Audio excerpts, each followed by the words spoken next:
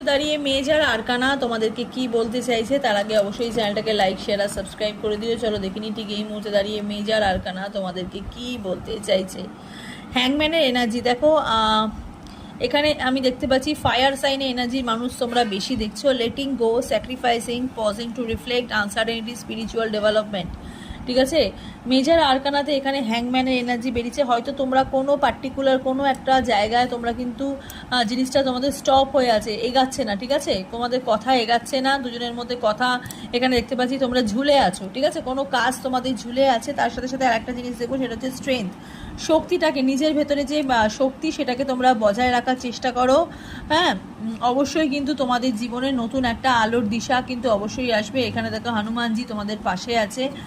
ওকে, তার সাথে সাথে যেটা দেখছি সেটা হচ্ছে ম্যাজিশিয়ান এনার্জি। আর প্রচুর ম্যানিফেস্ট করো। ওকে, তোমাদের ম্যানিফেস্টেশন যত করবে তোমাদের জীবনে উন্নতি তত হবে। God bless you.